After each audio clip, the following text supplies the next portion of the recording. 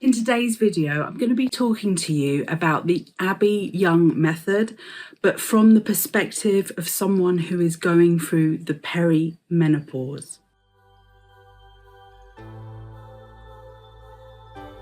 Welcome back to Self-Care Karen. It is lovely to have you here. Thank you so much for joining me for this video. You can find out more about all the videos I've got here on YouTube, hundreds and hundreds, by looking at my channel, and subscribe please if you like what you see. In the video description you can also find details about the products and services that I sell off YouTube, so through my website selfcarekaren.com, and you can also find details from my mailing list. When you join that, not only do you get 3 welcome gifts, but you also get exclusive discounts to my products and services. Also, just to say that I am an Amazon associate, and that means that I may earn from qualifying purchases. This video is not sponsored, but if I do have an affiliate link for Amazon, I will put it in the video description. And if you use that link to purchase, I might get a small commission, which I use to reinvest into this channel. Now, when I first started out here on YouTube, the intention was not to talk about hair care, because not that I was like avoiding it, but my passion was skincare. It still is, and I do apologize. You may think, oh, what's she talking about with skincare? I've got a bit of a skin condition happening at the moment, waiting to have some phototherapy to handle it. Thank God it's not itching my face, but the rest of my body is on fire. Okay.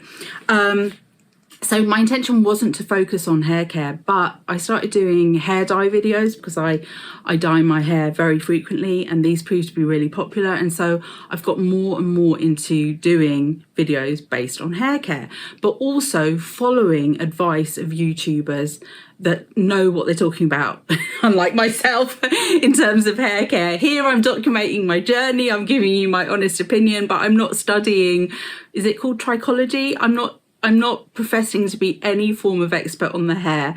I have been on a journey. I have been documenting that journey here because my hair was in a right old state. It is in such better condition now. And I've done lots of videos about all the things that I've been doing to sort of improve the condition of the look and feel condition of my hair. Some of what I've done has definitely been based on the advice that Abbey Yung shares on YouTube and other platforms. And, you know, I really rate Abbey Yung. She is actually studying to be a trichologist, if that is the right word. Apologies if it's not. And if you're not familiar with her content, I definitely recommend that you get familiar with it. I will put a link to her channel in the video description so that you can find things easily. But chances are, if you're watching my video, you probably already know who she is, because you're interested to know how her method might work for perimenopausal hair, which is what I have. I'm 51, nearly 52 later this year, and I'm definitely in the perimenopause. I am hopeful that I'm coming out of the perimenopause and into the menopause at some stage soon, because it feels like it's been a lifetime on the perimenopause. I just literally this morning had a phone call appointment with my doctor talking again about adjusting my HRT. It's a lot. It's a lot. And I do feel like we need special care and attention, us ladies that are going through the perimenopause. Anyway, I want to start by talking to you about the Abbey Yung Method, what it is and all of that stuff. And then also just walking through how I've tweaked that method to work for my hair, talking to you about some of the favourite products and tips and tricks that I have found along the way. Okay, so if you don't know what the Abbey Yung Method is, I do feel like saying to you, where have you been? Because it feels like it has exploded on the internet. But as I mentioned, Abbey Yung is an amazing YouTuber. She actually does content not just about hair, but also skincare, makeup, all of that sort of stuff. And she's great. Her hair is amazing, okay? Lovely kind of Goldilocks, blonde, you know, gorgeous. And you can see on her, through her content, how she has improved the quality of her hair. What her method is a 11-step layered hair care routine. And basically, if your hair is completely, then you should do all 11 steps. If it's not, which is what the case is for the majority of the people, I think, dabbling with her method, you probably don't need to do all 11 steps. In fact, in my case, I know that it would be too many, not just from a lifestyle perspective, like how the hell do you fit in 11 steps every time you wash your hair, but more from the fact that it's too much product going onto the hair. So what I suggest you do with the Abbey Yung method, and that's what I have done, is you look at it like a pick list and you think about what are the steps here that are really going to help your hair. And I think a lot of it is trial and error. So you might find that you start off by doing 5 and then you need to switch to 6, or it's a different 5, 4, you know. It will depend really, really much on what your hair condition is like. It will also depend on things like, have you got some sort of issue with your scalp health, okay? It also will depend on, do you live in a hard water area, okay? Because that can affect a lot how your hair feels and how it looks.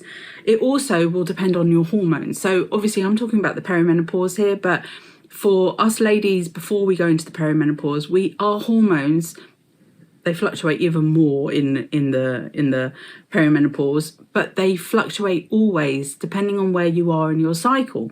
So all of that is going to impact how your hair is, and it will impact how these 11 steps can improve the condition, the look, the feel of your hair. You know, your age obviously plays a factor. And also another big consideration, especially for me, is, do you heat style your hair? Now, I don't. I very, very rarely, you can probably tell by the wild locks that I have going on, I very, very rarely heat style my hair. But if you are, then that is definitely going to impact your hair. As is, are you dyeing your hair? Now, I do dye my hair very frequently, and that is why I do have kind of the over-processedness going on the ends. So yeah, all of these things are considerations. All right, I'm going to go through, I've got notes, I'm going to go through what the 11 steps are, and then I'm going to talk to you about the steps that I actually find work for me, okay? So the first step is a pre-wash. Now, this is split into option 1 or option 2. So step 1 or step 2. 1, you could do a repairing pre-wash, or 2, you could do you could apply an oil to protect your hair, or a product to protect your hair before you wash it. Step 3, clarifying shampoo. Step 4, non-clarifying shampoo. Step 5, an in-shower bond repair treatment. Step 6 would be a conditioning step. It could be a mask, or it could just be a common or garden conditioner. Step 7, post-wash bond hair treatment. Step 8, a leave-in conditioner with a heat protectant. Step 9, styling products. Step 10, style sealers. Step 11, overnight treatments and oils. Okay, so those are the 11 steps. Now, I want to talk to you about what works for me. I have oily roots and I have got over-processed ends, okay, because I dye my hair a lot. So I've got the scalp thing with the oil, and I have the over-processedness with the ends. I wash my hair every other day. I don't believe in training your hair to go longer. I think that is a fallacy. And in fact, I think it's from all that I've heard, I think it's actually quite dangerous to try and prolong the washes. If you feel like you need to wash your hair, okay? Because actually not washing your hair, you can get into all sorts of kind of scalp conditions, let alone how it actually feels and looks. For me, it's an oil slick day 3. Cannot go to day 3. But day 2, I've got to the point where, yes, I can make it work. All right. So what works for me? So I don't do anything before I shampoo my hair. I do step 3, which is the clarifying shampoo, and I do have some favourites in that kind of category. The Way Detox is probably like the iconic one, but you don't have to spend that much money. You can get really, really good clarifying shampoos that don't cost so much. And some of my favorites here are the Head and Shoulders Deep Cleanse. There's like a citrus one, and also the Tresemme Replenish and Cleanse. Fantastic. And also I would say to you, if you are in the perimenopause, you're probably worried about hair thinning, you want to stimulate hair growth. Alpecin or Plantair 39, they're two kind of caffeine shampoos that I've tried. Also, I would consider them to be clarifying, but they've got this additional thing where they're giving you caffeine to stimulate hair growth. Okay. Step 4 is like a normal shampoo. I can skip this step, but sometimes I do use it. And sometimes when I wash my hair, I don't use a clarifying shampoo and I just use like a shampoo. The ones that I've come to mind when I'm thinking about this are the Frieda Blonde Bond Repair Shampoo, which I will be doing a video on that range. I just haven't got to it yet. My apologies. I've been saying that for quite a few videos. The second one is the OGX Bond Protein Repair Shampoo, which smells so much like the Way Detox one, but it's not a clarifying shampoo. And then any number of different L'Oreal Elvive shampoos. And by the way, I've got a video coming up just about L'Oreal Elvive hair care, because I realised that I've done quite a lot of videos and I wanted to kind of do a roundup video of like my favourite L'Oreal Elvive products. So that's coming soon. So I do step 3 and 4, so clarifying shampoo or just ordinary shampoo. Sometimes I use both, sometimes I just do one of those. And then step 6, once a week or so, I do a conditioning step. So by this, I mean I am putting in K18, and I don't know if K18, the leave-in molecular repair mask, falls into step 6 or step 7. But let's say it's in step 6. There's a Aldi Lacura dupe, which I sometimes use as well. And then there is also, and this I definitely feel this is a step 6 product, the L'Oreal Elvive Glycolic Gloss Lamination. Love that. Absolutely love it. Wish I had it here to show you, but it's with my sister-in-law because I thought she might love it too. So I've lent it to her for her to try out. Then, so I'm not doing that every time I wash my hair, that step. That's once in every while. Okay, so that's step 6. I do once a week or so.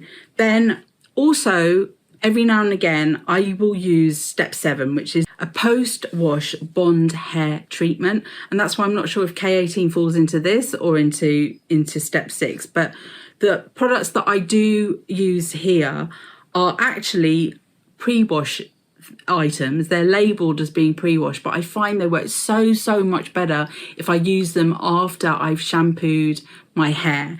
So 2 products here that I'm thinking of are the Frieda Blonde Plus Pre-Wash and the L'Oreal Elvive Bond Repair Pre-Shampoo, which, by the way, I feel is a dead ringer for the Redken Acidic Bonding Rescue Pre-Shampoo thing, whatever it's called.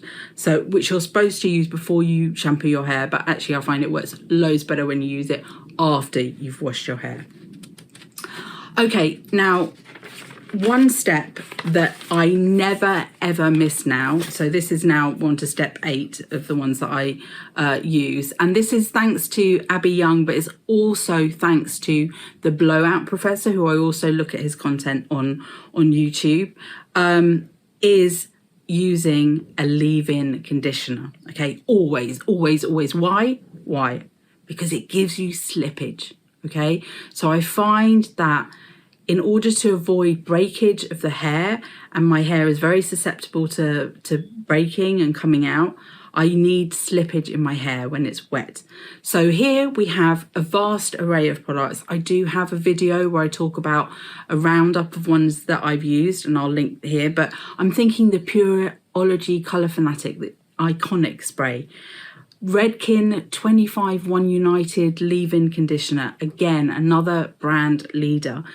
Pureology and the Redken I find are very similar. They're actually owned both by L'Oreal, and they both work well. they're kind of higher end, but more kind of middle of the road. We've got the Frieda Miracle Recovery Spray or something like that. Fantastic, love it. And then one that I absolutely adore is the Tresemme Lamella Shine Serum. Really, really inexpensive. And I find that if, because I air dry my hair, when I use that, I've got a little bit of a kink, a bit of a curl in my hair, and it leaves me with lovely waves. So love that, love that. Very conditioning, get great slippage, and it's sort of a styling product all in one. And then there is a Pantene serum that I've used as well. I've done a video on that range too, and I really, really like that one as well. Very, very inexpensive. And then at the moment, I am trying out the ODX Bond Protein Repair Misting Spray. This is a favourite of Abbey Young's. I find that I need to give it a bit more of a go, but I find it's not great on the slippage. It's more kind of on the conditioning. And in fact, today I used it, but then on top of it, I put the Pantene because I wanted to get a bit more slippage into my hair. And maybe it needs to be the other way round. The other thing, the next step, the other step that I do is oil, which is the step 11, which she calls, or at least is an overnight treatment and oils. So on day 2, so I'm not using this overnight, I'm using this when I am not washing my hair. On the day that I'm not washing my hair, I will apply a little bit of oil to the ends. It just kind of tames the hair. And the two that I've been using, firm favourite, the L'Oreal Elvive Extraordinary Oil. And this is supposed to be a really good dupe for the Kerastase one, which is way, way, way more expensive. And Kerastase is also owned by L'Oreal. And then one that I've just recently tried, which is a rosemary oil with sea buckthorn. I don't know how to pronounce the brand, but I'll put a picture up of that oil and I'll link it in the products I mentioned that I link in the video description. This one is, you can use it like as a scalp massaging oil, but I found it actually works really, really well on day 2 on the ends of my hair. But putting apart all of these steps, so I'm saying that I use 1, 2, 3, 4, 5, 6 as a maximum, but most times I use maybe 3 to 4 steps. So I don't use the 11. I've never used the 11. But I think one thing apart from the steps is the love and care that you are giving to your hair. Do not forget about that. So what I'm talking about here is make sure that you're sleeping on a silk pillowcase. Make sure that your hair ties, so I tie my hair back to sleep, is silk or satin, something really gentle that is not going to tug on the hair. Make sure that you're using a brush that is not going to pull on your hair unnecessarily. Now, I use a wet brush, but I have seen recently another type of brush which I've heard really great things about. And I'll put up some images here that I found, the Kitsch Detangler, and then also the Nina Bella, and I think that's the one that I'm going to try out. You can get lots of different colours, and I think they're made from like bamboo as well, so it's not even plastic. They look like the brush bit will move, and I don't even know how you say, the bristles are really, really gentle and kind of a bit like a wet brush. So I'm thinking that I'll try one of those. And then the other thing is, whenever I wash my hair, I do not use a regular towel on it. I put on a microfiber hair turban, and I have been doing that for years. It's really, really handy as well because the turban kind of, you can hook it up. So I find if I use it, like if I stay in a hotel, I'm using the towel and it falls off, you know. The turban is really helpful. And quite often I will use one of those pre-wash treatments, but after I've washed my hair, on damp hair, put it in a turban, leave it on for an excessive amount of time, like maybe half an hour, wash it out. Hair is amazing, amazing. Really, really helps with the quality of the hair.